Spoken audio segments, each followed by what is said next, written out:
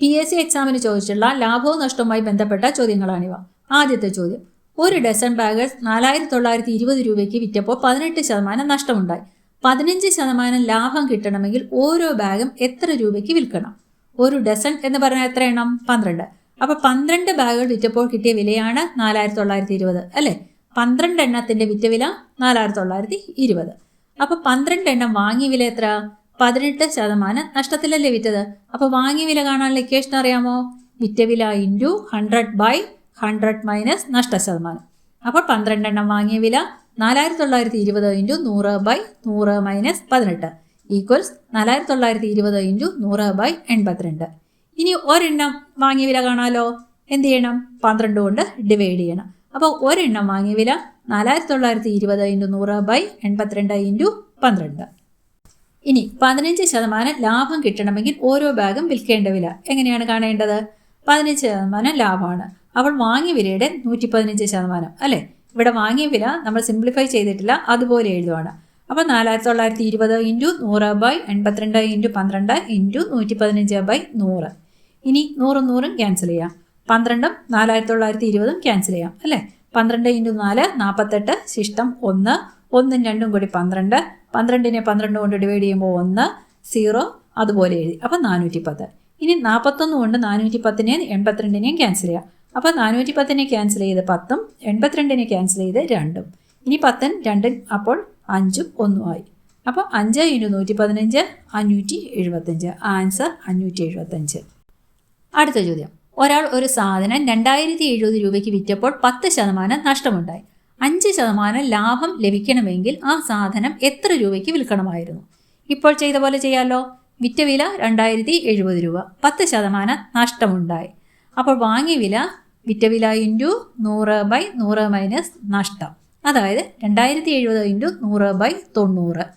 അപ്പോൾ 5% ലാഭം കിട്ടണമെങ്കിൽ വിൽക്കേണ്ട വില വാങ്ങിയ വില ഇൻറ്റു 105/100, അതായത് 2070 ഇൻറ്റു 100/90 ഇൻറ്റു 105/100. 100ഉം 100ഉം ക്യാൻസൽ ചെയ്യാം. 2070ൻ്റെയും 90ൻ്റെ സീറോസ് ക്യാൻസൽ ചെയ്യാം. അപ്പോൾ 9 207 അല്ലേ? 9ഉം 270 ക്യാൻസൽ ചെയ്യാം. 9നെ ക്യാൻസൽ ചെയ്ത് 1, 207നെ ക്യാൻസൽ ചെയ്ത് 23. ഇനി 23 ഇൻറ്റു 105 2415. ആൻസർ 2415.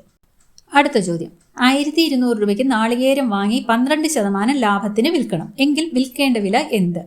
12% ലാഭത്തിന് എന്ന് പറയുമ്പോൾ വാങ്ങിയ വിലയുടെ 112% വിൽക്കേണ്ട വില അല്ലേ? അപ്പോൾ വിൽക്കേണ്ട വില വാങ്ങിയ വില ഇൻറ്റു 112/100. ഇവിടെ വാങ്ങിയ വില എത്ര?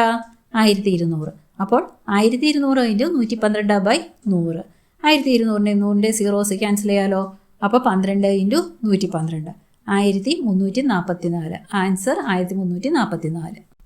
അടുത്ത ചോദ്യം, വിൽക്കുന്ന വില ഇരട്ടിയായാൽ ലാഭം 3 ഇരട്ടിയാകും. അപ്പോൾ ലാഭത്തിൻ്റെ ശതമാനം എത്ര?